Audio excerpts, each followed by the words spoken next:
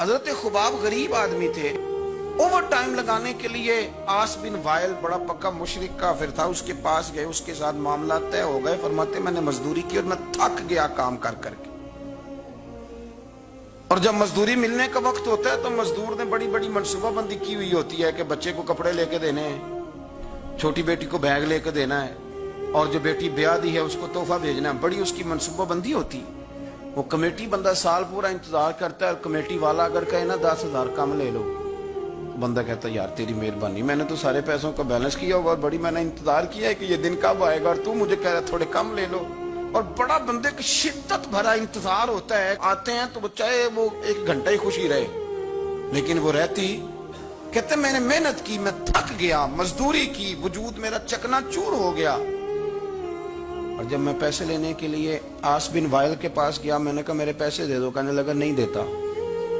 सुनो क्यों नहीं देता? उसने कहा मैंने नहीं देने पैसे। कहते हैं मैंने कहा यार मैंने मजदूरी की है, मेरे बच्चे इंतजार कर रहे हैं और कितने दिन लगा के मैंने तेरा काम खत्म किया, मेरे पैसे दे।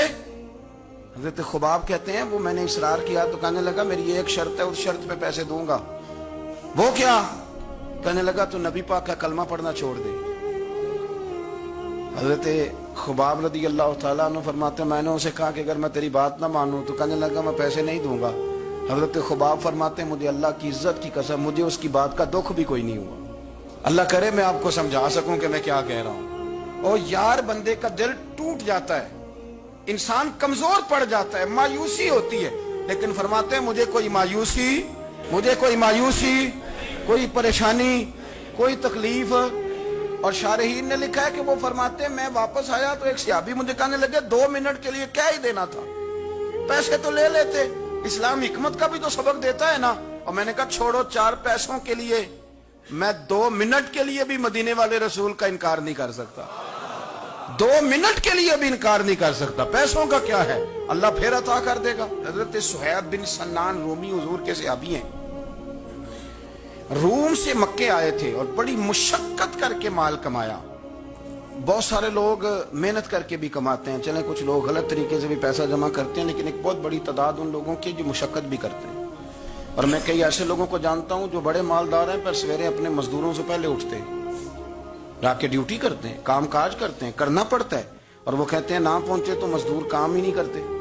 ये सारे काम वो करते हैं, मुशक्कत के साथ आगे जाते हैं। और फिर उनको ना वो जो आशियाना उन्होंने बनाया होता है, और आदमी छोटे लेवल से ऊपर जाए तो उसने जो कि सारी हर चीज खुद मैनेज की होती है, उसे बड़ा प्यार हो जाता है अपने आशियाने से, उस गुलदस्ते थे कि मैंने यार एक गरीब आदमी थे, मेहनत की, जद्दोजहद की, मक्के आके माल कमाया, इंडस्ट्री समझने लगाई। कुछ उन्होंने ना जी बागात भी खरीद लिए, कुछ नखलिस्तान भी उनके हो गए, मालदार हो गए। उधर से ना नबी पाक अलैहिस्सलाम ने हिजरत का इशारा दे दिया। कुछ सहाबा तो पहले हबशा चले गए थे और बाकियों को लेके सरकार मदीने चले गए। अब मक्का शरीफ में रहना दुरुस्त ही ना रहा मुसलमानों के लिए। आप बड़ी तवज्जो से इस बात को समझे कि हजरत सुहैब एक मालदार आदमी, और मालदार बंदे का कारोबार छोड़ के, इंडस्ट्री छोड़ के, इलाका छोड़ के हिजरत करना, ये एक बड़ा कठिन मसला है। हजरत सुहैब इब्ने सन्नान रज़ी अल्लाह तआला अन्हु ने चंद दिनों के अंदर अंदर सारा कुछ समेटा। जो पैसे थे, दौलत थी, कटरियों में बांधी, ऊंट के ऊपर रखी, फरमाया जा रहे हैं भाई। और जब आप मक्का मुकरमा से निकलने लगे तो अबू जाल बहुत सारे लोगों को लेकर के आ गया, कहने लगा आपको नहीं जाने देंगे, आप इधर ही रहें। और यहाँ एक मैं मुआशी बात भी कर दूं, हमारे हुक्मरान मईशत की बड़ी बात करते हैं। अबू जाल जाहिलों का बाप था और उसे भी इतना पता था कि इन्वेस्टर को मुल्क से भगाया नहीं जाता, ये उसे भी पता था। उसने हजरत सुहैब इब्ने सन्नान को ये ऑफर दी, ये वाहिद बंदा जिसे ऑफर दी। कहने लगा सुहैब हम तुम्हें तंग नहीं करते, तो मक्का शरीफ में रह के अपनी मर्जी की नमाजें पढ़ो, अपने तरीके पर इबादत करो, पर मक्का छोड़ के ना जाओ।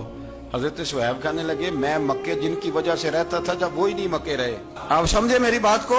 उसने कहा आप रहें जैसे दिल करे, मक्के में काबे में इबादत करें। तो हजरत सुहैब फरमाने लगे मेरे नबी पाक गए हैं मक्के से चले, हुजूर पहुंच गए मदीने में, अब तू मुझे काबे की कुंजियां भी दे दे तो फिर भी मक्के में नहीं रहूंगा, मदीने ही जाऊंगा। तो कुंजियां भी दे, हाजियो आओ शहनशाह का रोजा देखो, काबा तो देख चुके अब काबे का भी काबा देखो। फरमाया मैं नहीं रहता, अब मैं जाऊंगा। उन्होंने پھر سخت رویہ اختیار کیا، سخت۔ ولید بن مغیرہ نے تو خنجر نکال لیا، کہنے لگا تو غریب آیا تھا روم سے اور تو نے یہاں کی اتنی جائیدادیں بنائی ہیں، تو مال تو نے مکے میں کمایا تو ہم لے جانے نہیں دیں گے۔ تو حضرت صہیب کہنے لگے خنجر تو پیچھے کر، کیا چاہیے تجھے؟ انہوں نے کہا جی یہ جو مال آپ نے کمایا ہے نا، یہ مکہ شریف میں رہ کر کے کمایا ہے، ہم لے جانے نہیں دیں گے۔ تو حضرت صہیب فرمانے لگے مال کی میری نظر میں اوقات بھی کوئی نہیں، تم سارے کے سارے پیسے رکھو پر مجھے کوئی مدینے جانے سے روک نہیں سکتا، سارے پیسے۔ اللہ کرے آپ کو سمجھ آئے۔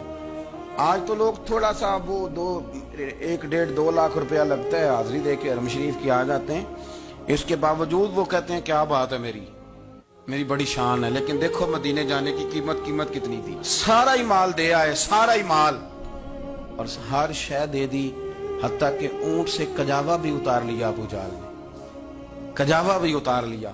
کجاوے کے بغیر اونٹ کا سفر بڑا مشکل ہوتا تھا، عرب کے اندر پسینہ بڑا سخت آتا تھا، تہمت والے لوگ ہوتے تھے، اذیت ہوتی تھی، لیکن بغیر کجاوے کے سفر کر کے جب مدینے پہنچے نا، تو نبی پاک صلی اللہ علیہ وسلم نے فرمایا صہیب تو جو تجارت کر کے آیا نا، جو کاروبار تو آج کر کے آیا ہے، یہ کاروبار سمجھنا نا کہ میں بڑی قیمت ادا کر کے آیا ہوں، فرمایا تو نے مال تھوڑا خرچ کیا ہے پر اللہ کو بھی راضی کر لیا، اللہ کے رسول کو بھی راضی کر لیا۔ یہ نہ سمجھنا کہ میں نے بڑے پیسے۔ رسول کائنات صلی اللہ علیہ وسلم نے فرمایا صہیب آج جو تجارت کی ہے بڑی نفع والی کی ہے، تو نے پیسے تھوڑے لگائے ہیں اور رب رسول کو راضی کر لیا ہے، تھوڑے پیسے۔ تو صحابہ کرام نے نا وہ کمٹمنٹ تھی ان کی دین کے ساتھ کہ کوئی چیز انہیں پیچھے ہٹا سکتی۔ وہ حضرت نظام الدین اولیاء محبوب الہی رحمت اللہ علیہ نے نا اپنے جوتے کسی کو تحفے میں دے دیے، تو خواجہ میر خسرو نے 2 لاکھ روپے کے خرید لیے۔ میرے مرشد کے جوتے ہیں نا 2 لاکھ کے خرید لیے، اور خرید کے نا چلیں کسی نے فتویٰ لگانا ہو تو لگائے، پر ہم کیا کریں، طریقت کے لوگ ہیں نا، باتیں کرنی پڑتی ہیں۔ امامہ شریف کے اندر جوتے رکھ لیے، ٹوپی کے اوپر ایک جوتا ادھر رکھا ایک ادھر رکھا، اور اوپر پگڑی باندھ لی، اوپر پگڑی شہر تیرے دے ٹکڑے منگ ساں تے تیرے کتیاں دے پیر چومے ساں، اوپر پگڑی باندھ لی۔ خواجہ نظام صاحب تقریر کر رہے تھے، واز کر رہے تھے، تو حضرت امیر خسرو بھی آ کے بیٹھ گئے، تو فرماتے ہیں میرے دل میں خیال تھا کہ بڑا خوش نصیب ہوں، 2 لاکھ کے جوتے خریدے ہیں مرشد کے، اور اس زمانے میں 1 روپے کے 4 جوتے آتے تھے، 2 لاکھ کے جوتے خریدے ہیں، بڑا خوش بخت ہوں۔ تو خواجہ صاحب تقریر کرتے کرتے میری طرف منہ کر کہنے لگے امیر خسرو جتنا تیرا میرا پیار ہے نا، تو نے کوئی قیمت نہیں ڈالی، ویسے تو کو ساڈا مول نہیں پایا، بس 2 لاکھ اتنا تیرا میرا پیار ہے۔ اب آپ کو میں کیسے سمجھاؤں کہ یہ بھی ایک مزہ ہے، یہ بھی ایک وادی ہے، اور یہ بھی ایک کیفیت ہے، جو اتر جاتا ہے وہ اس کو تھوڑا سا سمجھ جاتا ہے کہ تو ساڈا کو مول نہیں پایا بیلیا 2 لاکھ۔ حضرت امیر خسرو رو پڑے، کہنے لگے حضور میں بیکاری سا بندہ ہوں، جیب میں تھے ہی 2 لاکھ، غریب سا آدمی ہوں، تھے ہی 2، سونے زیادہ ہوتے تو میں زیادہ پیش کرتا، تھے ہی اتنے جتنے تھے، میں نے نظر